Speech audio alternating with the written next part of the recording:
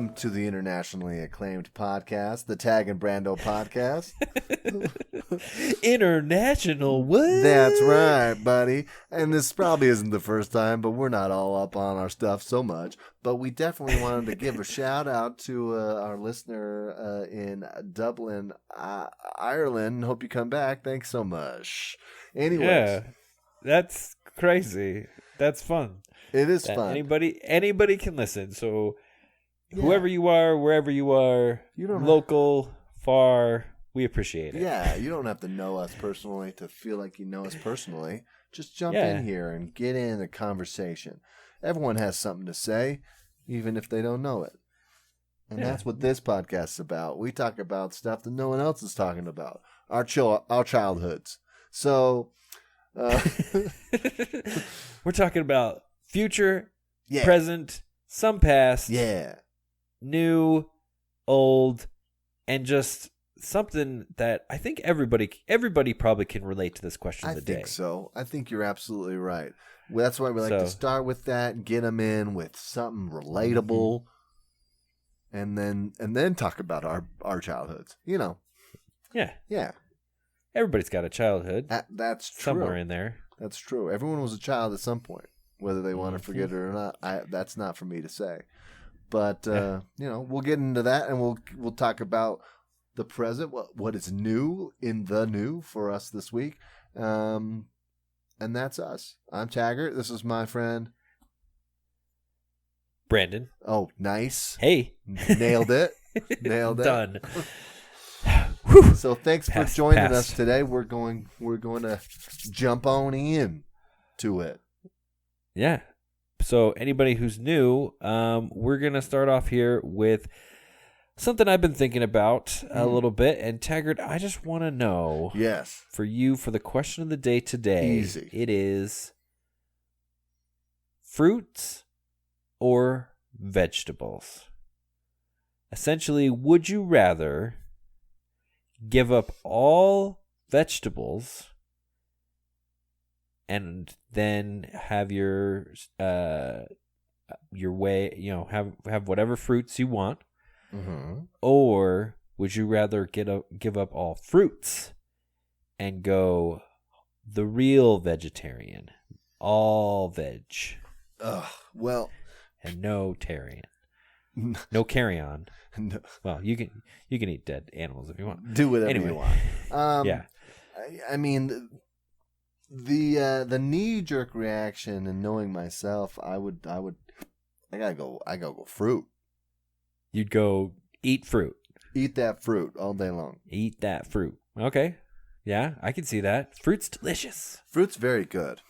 Yes. And everyone's like, but it's sugar, but it's natural sugar. I don't know if it's good or bad for you. It's great. I don't mind it at all. Great. It's good for you. Just deal with it. Your body needs sugar. Anyways. Your body must have sugar. But yeah, I would definitely say that I'm more a fruitarian than a vegetarian. Ooh, you don't want to be a fruitarian, man. No. Right I mean, strictly speaking, if I'm choosing one or the other. Right. I'm not saying I'm giving up other foods, but if I'm going fruits versus vegetables, I'm gonna eat fruits all day, man. I have banana, I have some grapes, I have an apple, I have an orange, I have some pears all day long. Pears, man, I have a love-hate relationship with pears. I'll tell you that. Okay. For me in general, fruit. I love a firm fruit. Maybe even it's like just a slight not underripe, but just at the beginning of ripeness. But like a peach, like a peach or something like that. Mm-hmm. I like a peach that like you bite in and it like pulls away extra amounts of peach. Okay. It's nice and it's very crisp. Specific. Yeah, like when you bite it and then you can't even sink your teeth all the way through because you kind of pop it off. Right. That's the kind of peach for me, and that's the same with apples, with pears, and even a good like You don't really get that with a prune. Or not a prune, excuse me, a plum. A plum. You definitely don't get it with a prune. No, that's been sun-dried. Yeah. But so then what's the issue with the pear? Is it just that it doesn't stay in that state long enough for you? It goes soft really quick? Yeah, exactly. Yep. Pears are like a one-day fruit. Right. You're not wrong. You're not wrong. Yeah. Unless you get like can them up and some syrup. Yeah, but then they're like ultra mushy. They really are. But then again, I love canned peaches. I don't know. Which are that's what I mean. Very mushy as well. Yeah, that's the love-hate with pears. It's definitely give me a crisp, juicy pear. I'm good to go. Give me some mush pear, and I'm like, fine. And give me like a canned pear, and I'm like, this. I don't know. It's just not as much enjoyment as a nice, fresh, crisp one. Sure. Mm-hmm. I can see it. I can see it. Yeah. I'm just, I don't want a blanket statement the whole earth, but I would probably say most people either find themselves more in the pear camp versus the peach, or in the peach camp over the pear. Not saying completely, right? One side or the other of the continuum, but I think, So you're saying it's kind of like the banana runts, like the runts candy, the banana. It's either your favorite, you're in for the banana, or you're like, you better eat these bananas. You hate the banana one. Yeah. Well, very few people are meh on the banana one. It is. I don't mind banana though. Hate. I wouldn't say I'm strong either way, but I'll eat that banana. Thanks, straight. What's a ripe banana? What's your banana go-to texture and such? I like a pretty medium banana. Pretty medium. All right. Yeah, I don't too green. No green. Too green. I don't want to like, a rooty tasting banana. Too green. Right. No. But I can't. I cannot abide the spoils, so I can't be going kind of brown. It's right in the sweet spot for a banana for me. All right. Yeah, I can feel that. Yeah, I like it where it's just like maybe the stem is just a teeny bit green, but like the whole banana is just like all yellow. That's a good one. That's not bad. That's not bad. Yeah, I'll take it. Mm-hmm. But yeah, I'm more of a pear guy than a peach guy. I like some peach. I'll eat a peach. Mm-hmm. But unless it's pie. I'm a peach pie. That's great. Give me some ice cream. I'm in. Yeah. It's great. But if we're going fruits, I'm gonna if I got my choice, I'm gonna grab a pear over a peach if those are the only two available. You know what I mean? So right. No, I hear you 100%. I definitely am on the other side of that, where I will eat 20 peaches a day. Yeah. Yeah, I will. And okay, well, true story. When I worked at Sam's Club, I would buy the size 10 can, if that's what it actually is called. Uh-huh. I've just heard it referred to as. But it was 6 pounds of peaches in one can. And I would consume that whole thing in one sitting. You would? That's That's a lot of peaches. It is a lot of peaches, but it was so good. So good. And I would do it in class. I would just like thud out this like huge can of peaches on my desk. Boom. Bust out the can opener. Get your knife out and open that can.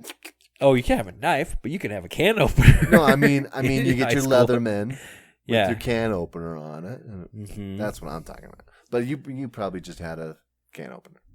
Yeah. You got and I would just can open in the net, bust out my knife or bust out my fork. And my teacher, it was my anatomy teacher, and he's like, "You're not gonna eat that whole thing," and I'm like, "Yeah, I am. I might." Yeah, and then I have a picture of me just down in the juice because you got to drink the juice too. It's true. So I mean, you brought peaches. I think there's a fairly famous story about you bringing a big thing of peaches on a hike once. Yes. It wasn't that big, but I did try to bring fresh peaches on a hike. Oh, it was in a glass. No, it was just in it was just in a bag. Oh, I always thought it was a can for some reason. No, it was fresh peaches, man. Why are you on hiking a backpacking with a huge trip? Can? Okay, well that's not as good of a story, but okay. I mean, when you think about the fact that it's not dehydrated, it's just you know what I need? I need a tote, and I had a gallon of water, and I was an idiot. That was well, I mean, my first. You didn't know you were green, but. Yeah, man, I don't know. So this whole thing, fruit or veggies, but I just don't know if veggies have that same kind of that same kind of feel to them. They don't have that kind of appeal as a fruit does. You're so funny. You're welcome. No, but for reals, I don't know. Some people get down on some vegetables, and I'm not going to knock vegetables. I eat some; they're fine. I guess I knocked them a little bit, but yeah, I don't know. I don't know if I could only eat.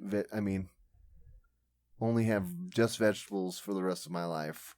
With other foods, but not have any fruits. Right. I think that'd be a little rough. I'm still down to snack on, some cucumbers, some carrots. Sure. Especially if I got some dip, man. Mm-hmm. Sorry, I'm just looking at these cans of peaches. It was 6.6 pounds. 6.6 pounds of peaches? Pounds of peaches. Yeah, man, that's a few peaches. So good. That's a lot of peaches. You're opening a can now, aren't you? Oh man, I wish. Oh, this is so good. But because you got this big exposed hole. You can't. You got to eat it in one sitting if you're at school. Right. You're not gonna be toting that thing around and be sloshing syrup everywhere. Right.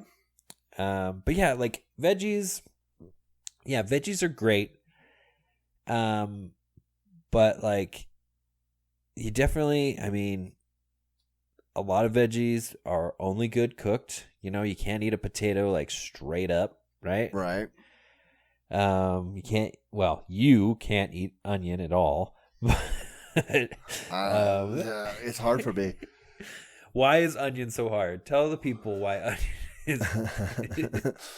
I don't know. I've tricked my brain into thinking that onions are the worst because they're basically the worms of the vegetable world. Yeah. They're segmented like a worm. Yeah. Prove me wrong. They I will give you certain facts of both things. Segmentation. Sliminess. Yes, exactly. Yeah, dude. Strong, earthy flavor. They come from the ground. Both give you bad breath. Yes. In the right circumstances, maybe both can make you cry. I don't know, but I don't particularly like onions. No. Mm-hmm. Yeah, I think I'm probably a little better than I was, but it's still in the right circumstance. If I catch an onion and it's too much. It'll make me gag. It's rough times. That's interesting because I think of Sunday dinner at your house with your mom's pot roast, and it is just straight up oh yeah, give me a whole half an onion along with my pot roast and my potatoes and my carrots.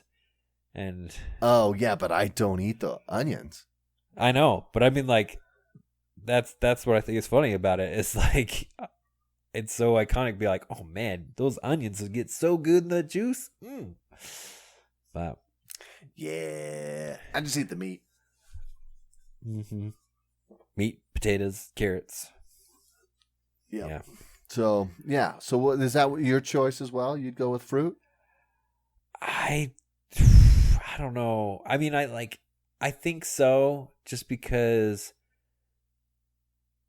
I don't know, because then your meals are just meat and like meat and rice. Like I would consider, so good.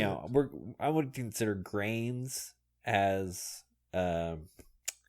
they're separated in the pyramid. Yeah, grains as opposed to vegetables and everything. Mm-hmm. But I mean, that's it. You're eating corn, and you're eating rice, which I'm not opposed to. Mm-hmm. And I would even say legumes. We'll say legumes are separate.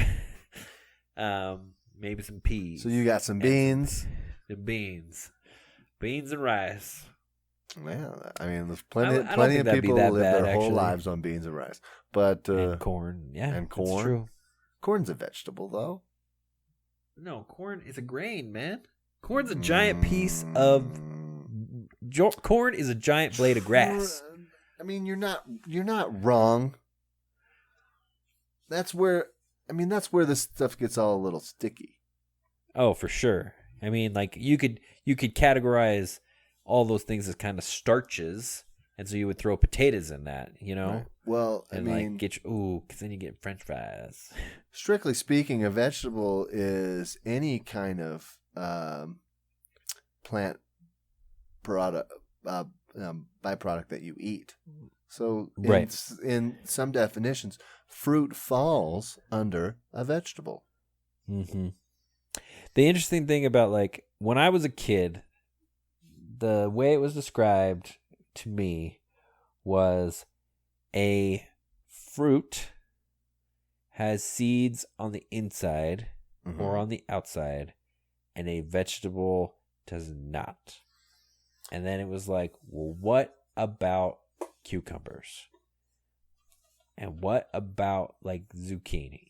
And well, those are both of the gourds and the melon family. Right.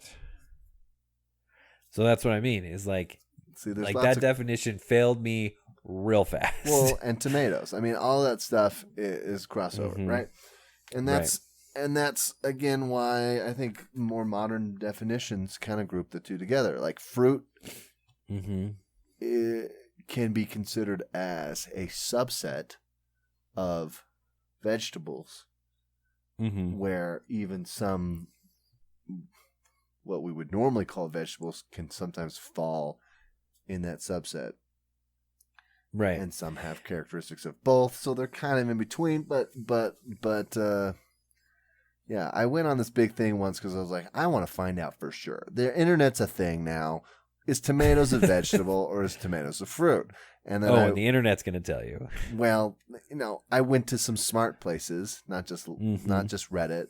Anyways, so and I stumbled across this definition. It's probably where I think of more or less now, where vegetables, like I said, a byproduct of a plant that grows.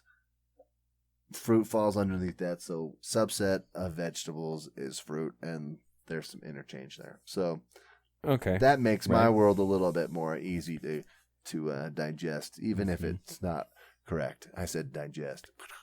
So there you go.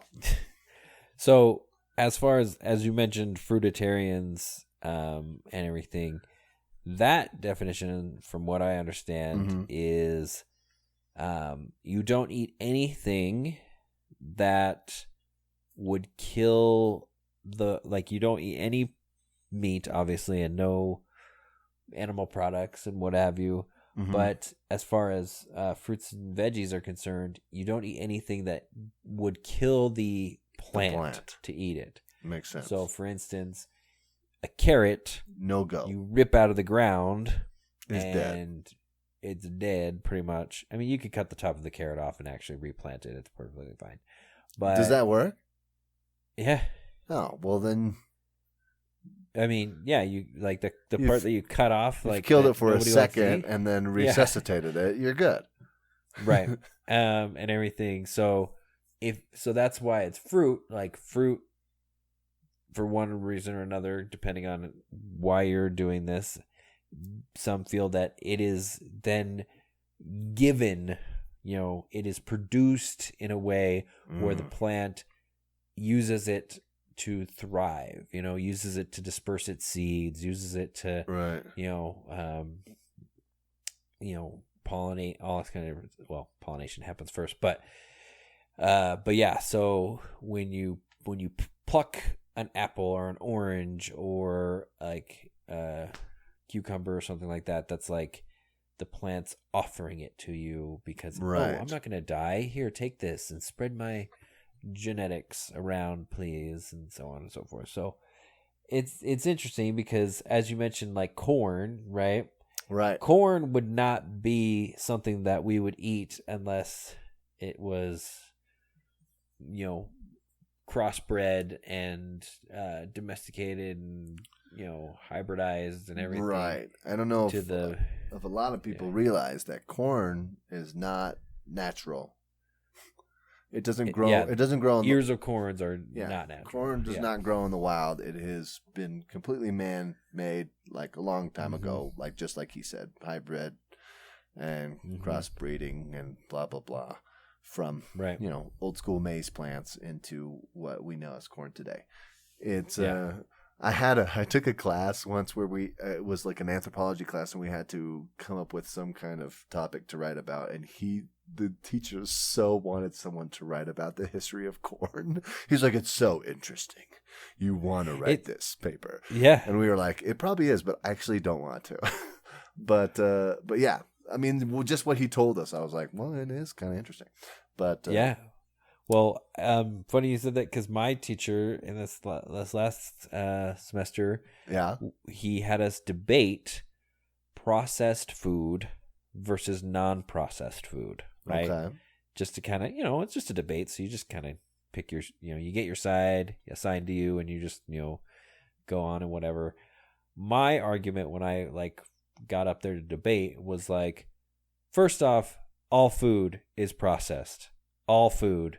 Every single thing that you eat is processed, and if you pick an apple off a tree, the fact that apple is as big as it is as available as it is, all that, it's because it's been affected by humans.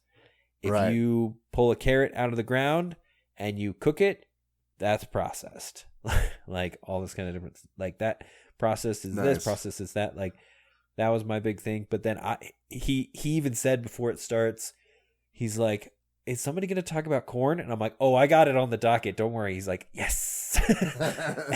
Because I'm like, this. I'm like, this is the beginning, like the natural corn plant versus this is what we know today. And I'm like, and it's not anything besides, man, that one's a little bit bigger. Save one of those seeds and plant it, well, now that one's a little bit bigger. And I'm like, it's not GMO at that point, Right. Where we're splicing in the genes, but we're basically just saying, hey, take that one and put them together. We're selecting what is desirable and growing plants. Right. To produce that. Yeah. And so, all the fruits that we have, all the veggies that we have, all the grains that we have especially are all just like, that selective breeding and everything. And so, I mean, maybe we could just like, what was that from? Where it's just like, he had the goal to, it's like cross like a grape with a peanut. One plant, one sandwich. What is that from? I don't know. It's some jelly commercial, right? No, it's from a TV show. I can't remember. It's like I think it's Community. I can't remember. Oh, I'll have to think about it. But anyway, so fruit, I definitely think I think I'd go fruit just in general. Yeah. I'd get more enjoyment out of fruit. Probably get more nutrition out of vegetables, but that's what they say. What are you going to do? It would be hard. Yeah. You wouldn't die. Like I said, plenty of people have lived on beans and rice for their whole lives. Yeah. Mm-hmm. You know, looking at you, depression. So, you know. Looking at you, upcoming depression. Saddle up. Yep. Buckle in. We're in for a big one. So, yeah. Nice. Man, I will say this, though. I mean, some Haitian beans and rice. Oof. I can go to get down on that at any time. Some red beans and rice. So good. I'm definitely going to have to eat after this. Yeah. Have some fruit. Yeah. Or some veggies. At this point, I can have either. But thank you for your hypothetical. It was enlightening, and we talked a lot about fruit and vegetables. Speaking of fruits and vegetables, one time I made a playlist or a CD, a mixtape, if you will. Okay. And I named it "Fruit is Just Swollen Ovaries." Oh my gosh! Because it is, and that's a true story. Where did that come from? In college, I took a biology class, and my teacher was awesome, very dry, but he just one day out of nowhere, he was just like, he was trying to tell us how biology is cool and stuff. Because biology is cool. People in that class didn't care. It was a 100 level class, and they weren't there to learn about it. And I was like, this stuff's interesting. This dude was crazy though, very dry, but he was a bear guy, and he would go out every year, and like track bears and stuff, and like what try to tag them while they're in hibernation and crazy stuff. But he was very dry, and so I don't think that a lot of people thought he was really cool. But I thought he was hilarious. You just didn't pick up on it if you weren't paying attention. But he was trying to tell us how biology was cool or something one time, and he's like, if you think about it, fruit is just the plant's swollen ovaries, and we eat that, and we enjoy it. Dude, I told you not to freaking say that. But I thought that was amazing, and I wrote it down right there in my notes, and, and I saved that knowledge with me forever. So yeah, there you go. Yeah. So, which takes us to our triggered memory. We're going to talk mixtapes. Ooh. We're going to talk some, mixtapes, mix CDs, mixes, playlists that maybe you have made that you remember. Or, if you don't remember the tunes or whatever, maybe you remember why you made it. Or, how it made you feel. Whatever. We could talk about whatever. Because this is our podcast and we do what we want. So yeah. Do you have any particular mixes that you made? Or would you like me to go first? Oh, no. So here's the thing. As far as mix tapes. Yes, sir. Like on cassette. Yes, sir.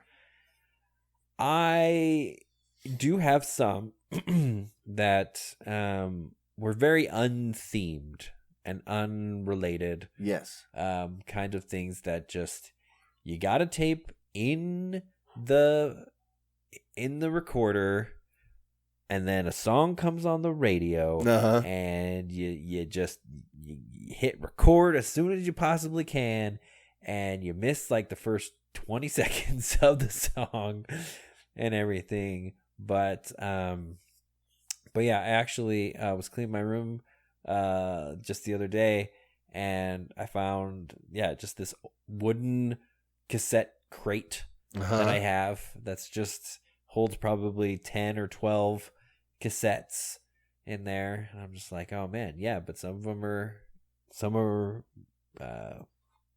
albums, I guess you could call them, and some of them are just some mixes. But yeah, they weren't anything themed. I didn't get into the theme or like the order playlists and all that kind of stuff. until LimeWire came out. Oh, uh-huh. I didn't ever do Napster. Well, I did Napster just like very little, but then the whole thing shut down Napster. And LimeWire was just like under the radar. Right. I'm sure that this is implicating me in something, but I am just saying that the program was downloaded on my computer. That's all I'm saying. But when I would also burn like, the CDs that I had and all this kind of different stuff. Yep. And one of the playlists that I remember making was the Imperative Mix. Okay. And the Imperative Mix was all of the songs that the title was some kind of imperative statement.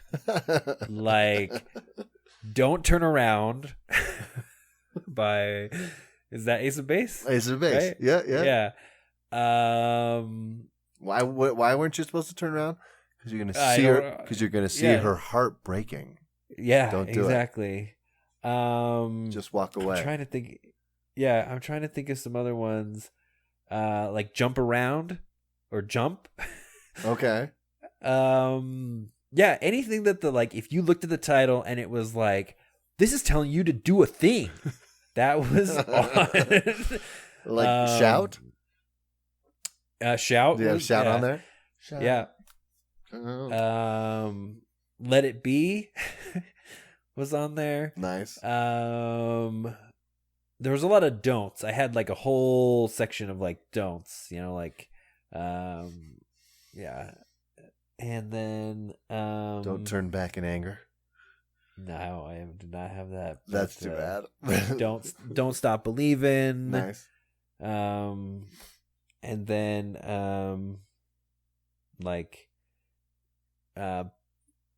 just like Be My Lover, like those kinds of just random pop songs that just and I called it the Imperative Mix. And I would often use it as kind of a shuffle aspect where I'm like, what should I be doing? Kind of Magic 8 Ball style, where I just put on shuffle see what it comes up and put it on there and be like, this is what I should do. It says Don't Turn Around. Yeah, exactly. What's behind me? That's funny. Yeah. What is one of your many a mix? Well, I have made many a mix.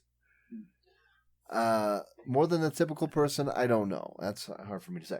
I've made a lot of mixes though. As a child, very similar to you, tape it up, record it off the radio, but usually I would make tape mixes of songs that I liked. That, because at that time, a lot of our music was my parents' music that was all on vinyl, right? So I would cue it up and record it onto a tape. And then every now and then I would be like, well, I want to get Eric Clapton's, Change the World on this tape, and I don't own that, so I'm going to have to listen to the radio. I needed that one on there. Wait for that. Ooh, there you go. Try to get that on the tape or whatever, but I basically, from as long as I can remember, I've always tried though to fit as much, because when you made the tape mix, especially, you didn't want that long break of silence at the end, on the end of your end of either side those together. You want to try to find at least a short clip or something that you could fit in there to try to maximize your tape, right? And I do that with a CD as well. You had your media player or whatever back in the day. You'd line up the songs and it would say how much time it would take up. On the CD, heck yeah. And so you'd know how much you have left. So you try to find like a 30-second or 40-second clip or whatever to stick on the end and be like, done. Maxed out those 4 gigs or whatever it was. It was like 72 Yeah, like 700 megabytes. 700 megabytes. 700 megabytes, Yeah. Sorry, I'm thinking DVDs. Anyways, Yeah. so much into the future now. But yeah, so I do that a lot. Now, when I was older, I would make a lot of CDs. I made a lot of CDs. Yeah. My favorite ones were probably ones where I would make a CD for a friend and try to be like, here's a lot of songs that you probably don't know that you might like. Blah. Cool. Here it is. Yeah. You know, right. The intro, the introduction, disc. Yeah. Here's some songs. Listen, like, tell me about it later. You know, and then there, I made a lot for girlfriends and things like that, but they weren't usually like, you know, here's the mushy songs all in a row, you know? Very rarely was it that. And I will say I've made a few of those, but still mostly the, like, here's a lot of good songs that I like right now.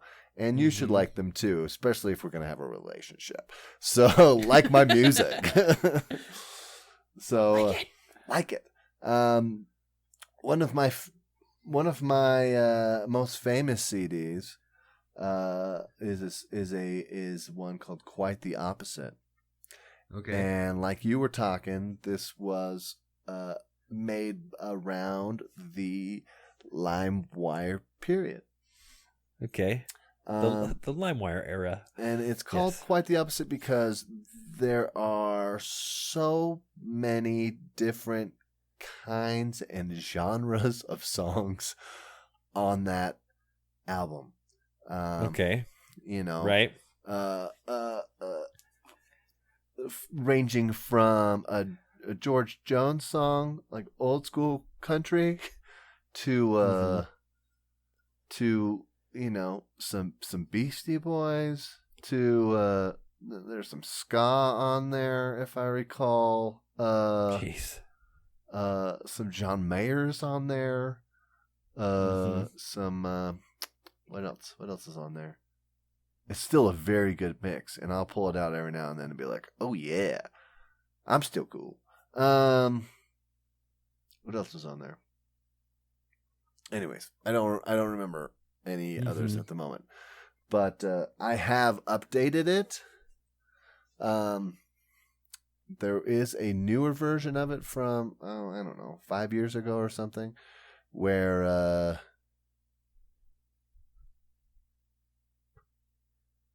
I think I dropped some of the songs on there that I was like, this doesn't hold up anymore or something, and added some new things on there. I don't remember the changes. It's been a minute since I've listened to it, but that's a good one. The interesting thing, I mean, knowing you and everything, your music, well, first off, your music tastes and knowledge far exceeds anything I would, you know, attempt to attempt at, or I don't know. You are very, very gifted in the musical field, but the other thing that you were gifted in, that you even thought about starting a business. Do you remember when you wanted to clean up people's music libraries on their computer? Yes, I still think this would be a decent. Well, you know, maybe not as good now that most people algorithms just pull it out, are streaming and things like that, and they're not saving things digitally to their computer as much. Right. But yeah, I thought it would be a good idea to like go in and clean up people's computer libraries, dude. Like, even, you know, anybody who had one or still has one, you go in there and why do you have that Journey CD on there 3 times? But you do. You got 3 copies of every song on that CD in like 3 different formats. Choose one and let's move on. Well, the back in the day, especially with, like, you know, procuring songs in various methods and everything, it's all unknown artists or various artists is right. is a lot of the those whole thing, and like a lot of those are annoying. Like you can spend a lot of time with Shazam trying to to figure out what is this song and where did it come from. Yeah, and so I mean, if I recall correctly, part of the reason you wanted to do this business was you would download their library for them, clean it all up and everything, so they didn't have to leave their hard drive with you, and then you would just like re-upload their library, but then that would also give you their library. Well, right. That would have so you would be like, yeah, so I'd have all these other songs that I wouldn't have before, right? Potentially, right. Could save them if I so desired. Which would have made my library just a pain to clean up. But it would have been fun. If anybody's out there wants their library cleaned up, just hit me up. I'm still game. Okay. Yeah. I mean, I think you could still do it. I mean, there's probably got to be some stuff out there. There's definitely people who still, have some saved on what's it in different, regular formats and not just in iTunes or whatever. Right. Well, I find it funny because, like, whether you're doing it, various programs and stuff like that, like if you're burning a CD, then it will try to recognize the CD and, import all of the details and everything like that. But I've had it to where like I'm doing like a book on tape or something, trying to get it on there, and disc 1, it's like, yep, okay, I recognize this. This is disc 1 of this. Like, cool.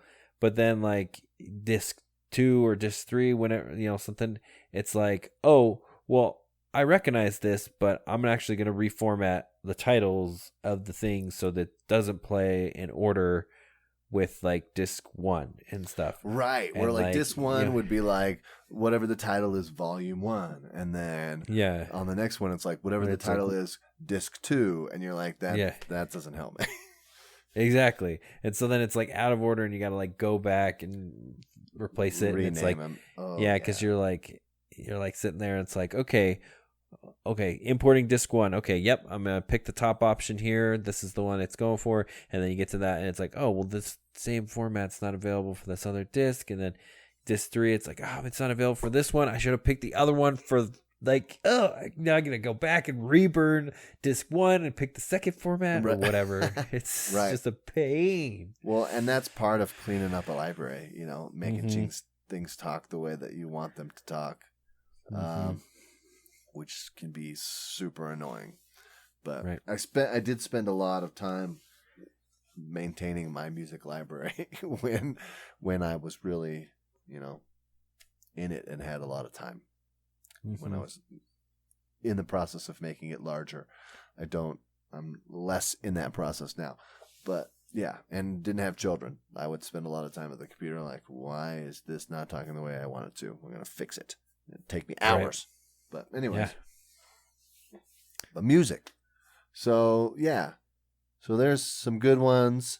Let's see, some other made a lot of CDs for my wife when we were dating. The 510 hopped up leprechaun something. That was the name of one of them. The 510 hyped up leprechaun? Yeah, something like that. Okay. Yeah. So it's an average height leprechaun. Right. Not like average for a leprechaun, but a regular average height leprechaun. Exactly. Okay. That's also something that I did. Like I didn't do like a hardcore theme like you did, Sometimes it was all just about the feel, and I would often change the feel, But I was very meticulous in like what song is going to go next. Do I want to take them higher or want to take them lower? Where am I going here? But I always wanted to come up with some weird names. No, that's fair. So my CDs all have different weird names that don't necessarily tell you anything about what's on the CD. And that's how I like it. My other, I mean, we had the Nags playlist, right? Yes. Yes. And everything. National Association of Girlfriends season. Formerly known as Summer. Formerly known as Summer. I had the what did I call that? I guess it's just the attraction spectrum was kind of a playlist. Yeah. And I could go into greater detail of this later, but essentially it takes you through being attracted from someone that goes from interested to intrigued to Twitter-pated to and so on and so forth. Right. And there was a song associated with each of those and everything, and it went through the color spectrum as well. I love to have like 3 analogies on top of each other. It was ridiculous. But the mix that I spent probably the most time on, and it did exactly what it was supposed to do, was my very, very, very, very long breakup mix. Yes. That was called Crestfallen. Nice. It was 13 hours in its total, and it's in total. Okay. And it was as many breakup songs as I could come across. And the stem of this it was when you and I at the end of our first girlfriend season, right? Uh-huh. Do you remember this? When we were in the car and we had both gotten broken up with. Uh-huh. And we were in the car and this breakup song came on the radio. I don't even remember what it was. And so I'm like, oh man, we should change this. And we changed the radio station. And it was another breakup song playing. And I'm like, are you freaking kidding me? Change it. And then another breakup song was on the radio. And I'm like, I can't do this. This is ridiculous. And so I'm like, that's it. I'm compiling all of these songs. And I staged them in order of like the stages of grief.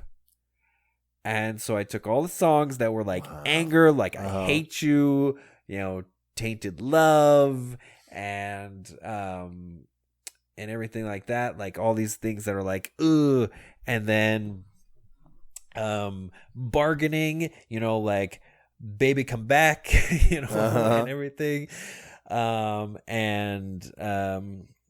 just kind of organized it in this psychological fashion so that at the end, so the point of it was, if you get your heart broken and you get broken up with and so on and so forth, you go into like a dark room, you listen to this thing. Maybe it got up to 16. I can't remember. I remember solid. It was a solid 13, and I maybe just kind of added some stuff. Oh my goodness. But like it was a solid 13 hours, and I'm like, you just go in there and you cry it out, and like you absorb all of these songs, and it will direct you through the stages of grief. So you know what I mean? So at the end, you're supposed to have got to acceptance and been like, okay, I can go on with my life now. Exactly. And that's like, what's the... Yeah, I mean, there's a bunch of breakup songs that are all about acceptance, like right. Beyonce or, Don't You Come Back, all that kind of different stuff. And so this did work. I did put it in practice. Yeah.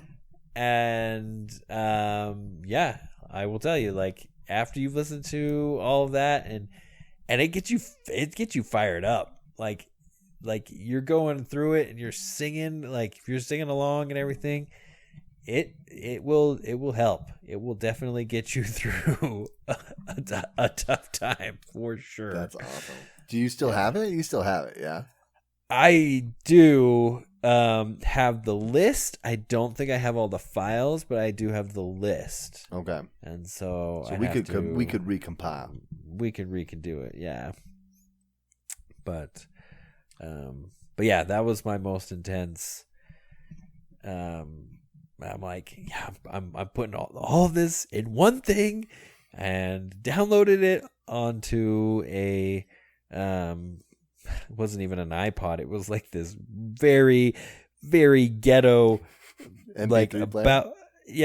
Ghetto MP3 player that I'm sure that's part of the reason I only have the list is because that format that MP3 player took, is not one that you can re-upload onto something else. So that would be funny though. If we made a Spotify playlist or something with all of those songs on it. Mm-hmm. Share it with our listeners. There you go. There's a project for you in quarantine. Oh yeah. Oh, that'll be fun. So it'll get somebody through a troubled time. It's about helping those people out there. Mm-hmm. The bridge over troubled water. Good stuff. Nice, man. Yeah. Well, we'll see what we can do. I definitely have the updated, quite the opposite, on my Spotify when I was doing Spotify. I don't really do it much anymore, but if I sign it on a desktop, I could share it. So there you go. You have the opposite, quite the opposite. The playlist that I made. The updated one. I have it on my desktop Spotify. Gotcha. So I could send you that link probably. All right. Cool. So should we get into some new? Yeah. So we are gonna go through and each give a new. You might call it news because there are two of us, but each of us are doing just a new. Just one. And so Tag, what's your new? Well, I did a lot of moving this week. Ooh, okay. Yes, I myself am not moving. Boo. Boo. One of our mutual friends has just bought a home with his family, and I helped him move a plethora of things over the home with his family. Yes. Okay. A plethora of things within the last, 4 days. I've been over there 3 of those days moving things, and the man has and collects lots of things. I've been there, but yes, there is a lot of stuff. Right. Just the nature of his work, he gets lots of stuff. So, but it did amazing. So here's the thing: we were over there. I was over there yesterday at his old place. We're cleaning out. The house is cleaned out, basically. We are cleaning out the backyard, which had a lot of stuff in it. We had a lot of stuff. We had about 4 guys out there. We're putting stuff in a trailer to take to his house. We're putting stuff up on the front curb for people to take for free if they wanted, and we're throwing things away. Right. And this was amazing. And so I want to share this. We are cleaning the backyard. We're moving stuff up to the front curb, right? My friend, he posts a post on the Facebook Marketplace and says, this is a pile of free stuff. If you want it, come and get it. Do not message me. I'm not holding any of it for you unless you want to purchase it. And as long as this post is up, the pile is there. So come and get it. Some of the stuff from the pile is there. Yes. Right. So the pile's not completely gone if the post is up. So he puts his address on there, and we continue to clean out the backyard. During this time, probably within only like an hour's time, I would say at least 10 people came and took all of the stuff. What kind of stuff? There was some decent stuff. There was a couple of snow blowers. There was some hand trucks. Some. Oh wow, nice. Yeah, not all of them were completely functional or whatever, but right. But there was also like the front end of an old Chevy truck, that's like just complete solid metal, that right. He's just like, I was going to do something with it, but now I'm not, so just put it out there. Just like the grill, or more than just like the grill? Like the front end around the hood, basically. So like over the wheels and the top of that, and then the front where the grill would be, kind of thing. Okay. We put that out there, and some scrapper came at the end who took all the metal and took that and basically all the stuff. Lots of tires with rims, some ladders, some wood, so just some of it he probably could have sold and made some money, but at the same time he was like, I'm out of time and we're just going to get rid of it. And some of that stuff I was like, you can't give this away, and people took it. So, they cleaned it all out basically before we were even still done with the backyard. Yeah. It's crazy. It was amazing. And he did the same thing again today. he went back and was like, there was stuff he was going to take to his job lot. And, some of it he was like, why am I keeping this? And so he threw more stuff out there, and more people came in and basically took almost everything. So I was just like, wow. Nice work. It was a good tactic, and was pretty amazing. So there you go. Wow. Interesting.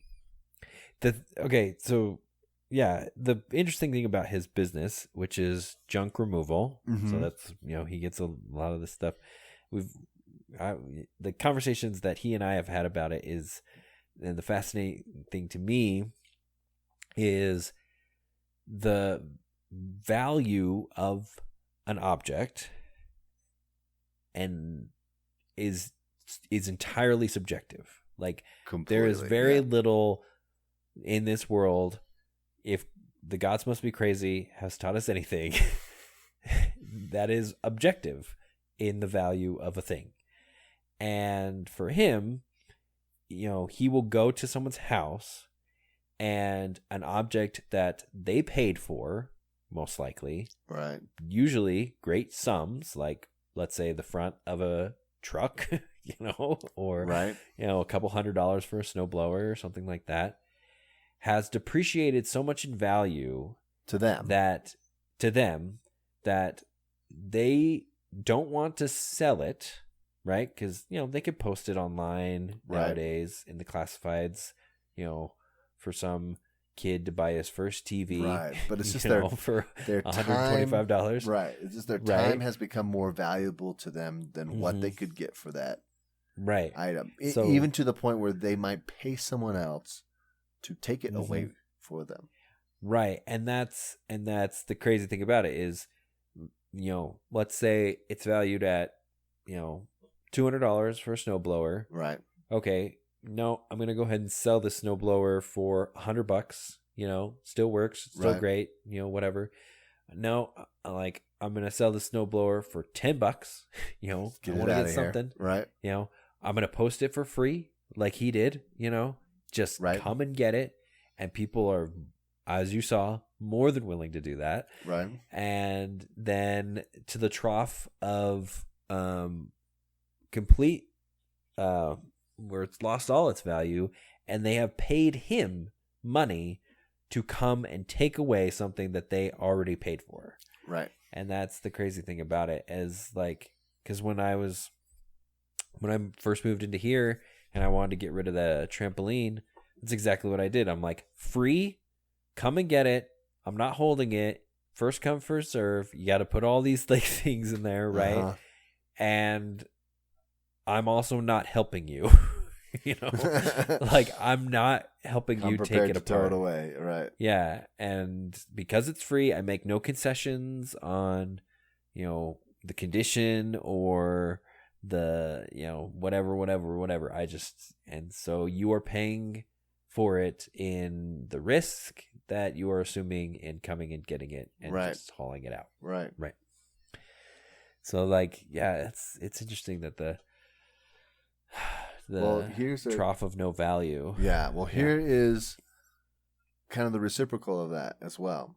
So he had a lot of things that within the last couple of weeks before he moved, he knew they were moving and thought, okay, I could probably get some money for some of these things. I have some time. Let me try to sell some of this stuff and see if I can get some money to help us move or whatever, right?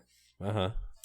So at one of these jobs or whatever, he had gotten a fire hydrant, like an actual fire hydrant. Okay. That's awesome. And he was like, it's cool. Somebody might think it's cool. I don't know. I'll put it up and just see what happens. So he decided, I'm going to put it up for $240. Oh, wow. Show that I think it has value and see what anyone will give it, will give me for it.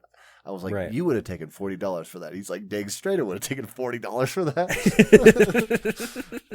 And so he puts it up at $240.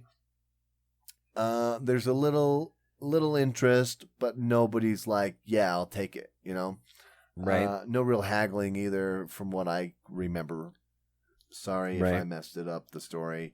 Anyways, but then he reposted it for $140. He's like, I'll take off $100 and see what. So one guy, and again, I think that he expressed interest before, but he's like, yeah, now that it's dropped in price, I'll definitely take that. And the way that he posted it was very smart. He's like, lawn art. Lawn art. It's like an art piece. You can stop people from parking in front of your house. Right. But he put it up as like an art piece. Like you could paint it or whatever, and you could put it in your lawn and it gives some character, blah blah blah. So this guy's like, yeah, I want it. Yeah, I'll pay full $140 for it. He's like, awesome. He's like, I don't really have a way to get it though and haul it, because he put in there, it's heavy, right. It's solid iron. And my friend's like, dude, I'll deliver it for you, for $40. And the guy's like, okay. So he cleared $190 on a free, on a fire hydrant that he got for free, which he would have taken $40 for. And it's just, if you find the right person who sees the value in something that you have, it's just the foresight to at first say, okay, I see some value in it, so I'll post it for hire and see what I can get. Right. Where I would have put it up, I would have been like, oh, I just want $40 for it, so I'll just put it up for $40, and I would have got people who would be like, I'll give you $25 for it. I'm like, shut up, you're dumb. But he was smart about it and got $190 for it. So there you go. And it's funny. I mean, just the quick tangent obviously was the from Planes, Trains, and Automobiles, the movie, where he's like, a man who will pay $50 for a cab will certainly pay $75. Right. It's just like, it's like, yeah, if you get people who want it, who need it, they will pay a little bit extra. But I mean, yeah, it's funny because I mean, yeah, that's crazy commerce for sure. Because like he said, your friend's super happy. That guy, he's been searching, waiting, watching. Oh, fire hydrant, 240. It's just a little bit more. What? 100 done. 140. I'm done. Do it. Right. Make the move. So he's totally happy, and yeah, stuff like that. So yeah, pretty funny. That's awesome. Yeah. How about you, man? What's new with you? Okay. Well, I'm going to actually give you a little bit of a visual on this. I'm in. Okay. And so I just sent you that picture. Oh, I was like, I'm waiting for the visual. No, like, waiting for the visual. You're actually gonna send me a visual. Yes. Let me so take a look here. Okay. Yep. So I did a little bit of goldsmithing, and basically started out with just some good old fashioned gold that I had been procuring from various sources and things like that, and kind of smelted it down and everything like that, and made some small ingots, as they're called. Because this is a project that I definitely have been working on for a very long time. Yeah, as you know, and procured a lot of the different materials and tools and things like that, including a center stone and like I said, the different metals for the alloy. I will not even lie. Our same mutual friend supplied some of the copper that I used and everything. But yeah, so just got down to it. It was in my garage, just smelting metal and everything in this crappy crucible that I bought. Crazy, man. And this ingot mold and everything like that, and got to a point where I'm just like, yeah, I'm gonna need some professional help here to actually make this something worthwhile. So I went ahead and there's this a store called Jewelry by You. Okay. And the thing is, like, jewelry stores are way closed as far as like the essentials of life. Bling is way down the list. Right. You know, sure. Dropping a couple $100 on something that, you know, just sparkles and shines doesn't really, you know, help anybody survive, I would say, in most situations. And so right. So I was shocked that, you know, I was kind of under the impression that if I was going to get this project done, that I was on my own, and was looking even to like possibly 3D print a mold and do some lost wax casting through with like PLA. Okay. 3D printing, which I very recently found out, and I would have probably been further along in this project if I had known that was a thing, because carving the design itself was that rough? Yeah, like, because like you can get like wax that's already in like a ring shape and everything. It has like a bigger chunk at the top, so you can do like the setting and everything, but like I'm not very good at that kind of stuff, and it's forgiving, and you can repair and, you know, re-glue, like, you know, glue it back together with, you know, different waxes and stuff like that, but it's not easy. And then the whole lost wax casting, I don't know why I can't say it right, where you gotta make the mold, burn out the wax, and then get the gold in there. Some people use centripetal force, some people use vacuum, stuff like that. So it's a whole nother, you know, ball of wax, I guess, if you want to call it that. Okay. And so, anyway, so I was looking around. I talked to this guy, and he's like, yeah, we're open, because it's basically just him, right? So it's not like a big chain, and he just, you know, gets paid what he does. So he's like, I might as well work on this back catalog, make some stuff, you know, that I can make, right? Right. And keep my shop, you know, open. Going, you know, sure. If it's, you know, whatever. So he's like, yeah, we still do it. And so went down there with the materials that I had and the stuff and the starting that I had and the design and everything. And we did everything, from adding to the alloy to make it a rose gold. Okay. And so, Taggart, why don't you describe basically what the visual is, I guess? Well, it's a ring. It is a ring. Yes. It is a ring, and let me pull it back up here. Where did I go? Here we go. And so it's got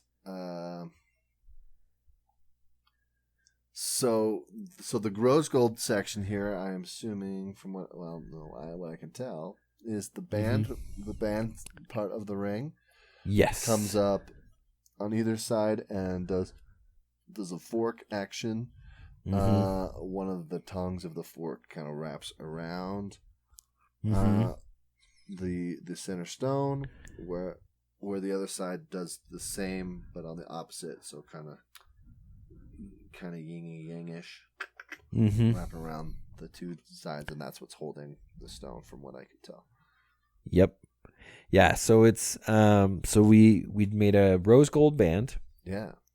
And added some white gold extra for the setting that bypasses, and so it wraps around and kind of comes at the stone, at the setting from the other side, the stone from the other side, and everything. So we had to work out the ratios, because I'm like, okay, I have this much gold, and there's this, and I have this copper that I got from my friend, and we're gonna mix it with this nickel and everything and get white gold and everything like that. And so, is that what it is? Gold and nickel mix white gold, or silver, rose gold?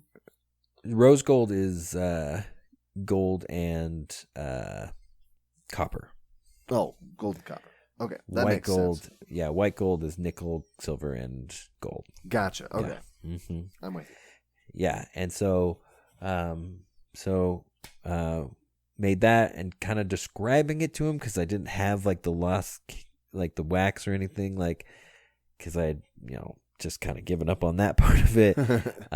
So I just kind of had to draw it and kind of work it and everything like that. And so, yeah, we made the alloy mixtures, made the ingots, rolled out the ingots into the bands for the long strips for the bands, and I rolled those into rolled that into the circle, and then kind of worked with the different engraving and Dremel tools to kind of work it into a rough design and everything. He refined a lot of it and everything. Then we got the white gold and we soldered that on there. I used a laser welder. What? Yeah, so it's instead of using a torch to melt metal, or electricity to melt metal, it's a laser. And so it's in this kind of the way to describe it is there's what do you call those? I want to call them optics, but that's not right. But the microscopic optics, right? Microscope optics, right? So you have your lenses that you look in to magnify what you're doing, and then you stick your hands through either side of these kind of not.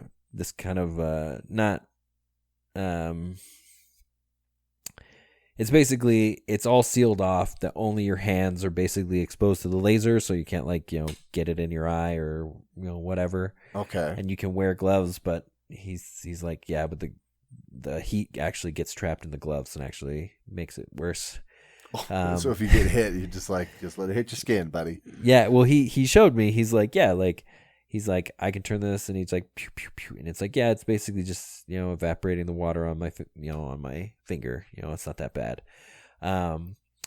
And so, yeah, Crazy. So he showed me how to do that. And I he tacked one side to the other because of the bypass. We didn't want to make it, one of those tension rings where it's just holding it in by sheer willpower, right. And everything. Just the diamond's just kind of floating there. So we wanted to kind of tack it in. And so he did one side and I did the other. And as I was doing that, I did catch a little bit on my thumb and it, burned a little bit. And so but yeah, so laser welded, soldered, and everything, and then we shaped it and everything, and he set the stone, and boom bam, it is finish. Dude, it's crazy, man. That's awesome. Yeah. I would never have had the patience to do that, I don't think. I've been well, yeah, given up on it a long time ago. So that's awesome. Yeah, and I mean it's exciting, and it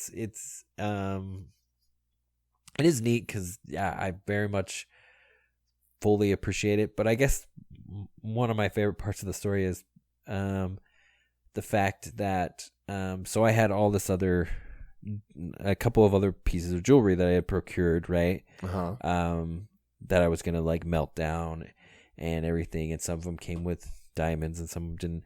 One piece, I'll show you a picture of this. This is one of the pieces that I had, and I asked him, are these all diamonds? And it's got one big diamond in the middle, and then it's got literally 30 diamonds. 30 other diamonds. Like an old estate ring. Yeah, it's some old grandma ring that's in a weird pattern that's not symmetrical. This is what wedding rings used to be, man. Yeah. And so I had this and one other one that had 16 diamonds in it and everything like that. Crazy. And that one, he's like, okay, we're going to use this, for some extra metal and everything like that. And so he pulled out all the stones, and then we melted that down and added that to the band, really, gold and everything like that. And we're doing all the calculation, we're like, okay, so it's 14 karat here, but we got to add a little bit of extra gold, and then we can add more copper to make it so that it's 14 karat. And then we got to, doing the math because the weird formulas and everything. Dude, that's but anyway, crazy. The best part is he was looking at it. He's like, I'll just take this ring. He's like, I'll just take this ring for payment. And I was like, really? Okay. Yeah.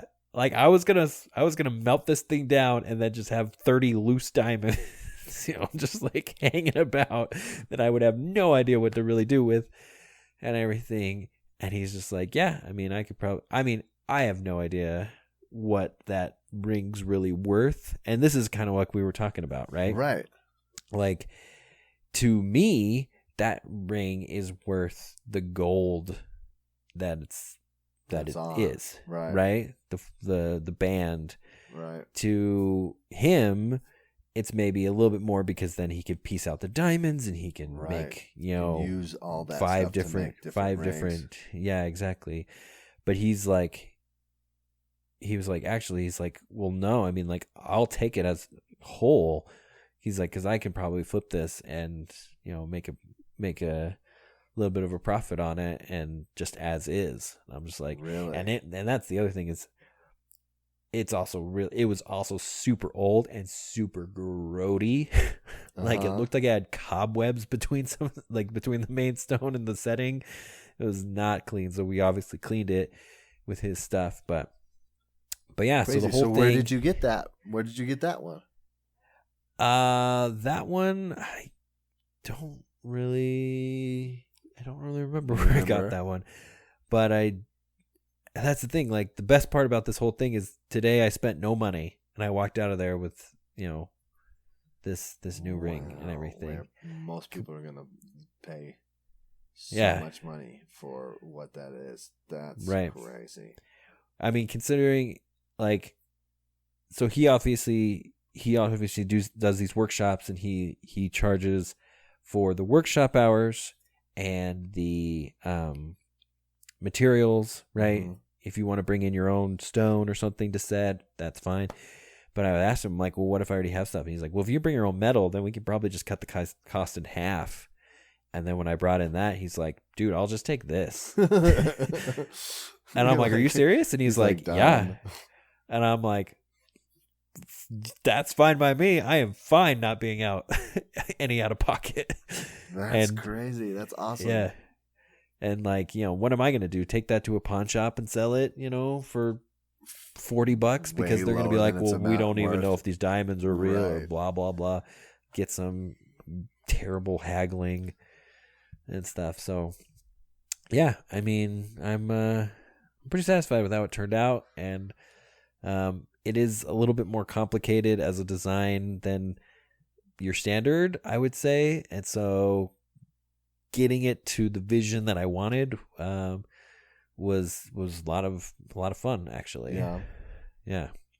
So I'll post a picture of that on Insta when this goes out. So nice. Yeah. But that was my new, a little bit of jewelry, a little bit of gold smithing and everything like that. Dude, that's crazy. That's awesome. Yeah. It was a lot of fun. He was a cool guy. I was there all day though. I was there for 8 hours. That's awesome. Yeah. And yeah, probably aspirated a lot of gold dust. Nice. But yeah, it was good stuff. So awesome. So that's the new, everybody. Hope you enjoyed this, no matter where you are in the world, whether you're up in Ogden, out in Ohio, Colorado, or Ireland. Why not? Why not? Share it with a friend, or also just like hit us up. Yeah. Let us know where you're at, what you're doing, how did you hear about this, or whatever. Yeah, if we fruits know or veggies or not, exactly. What is a vegetable to you? I guess that's a question. Spell it out. But yeah, thanks so much, everybody, for joining with us today, and everybody, you have yourself a great week. Absolutely. We'll probably have some more new for you next week. Yeah. Okay. All right. Bye. Bye.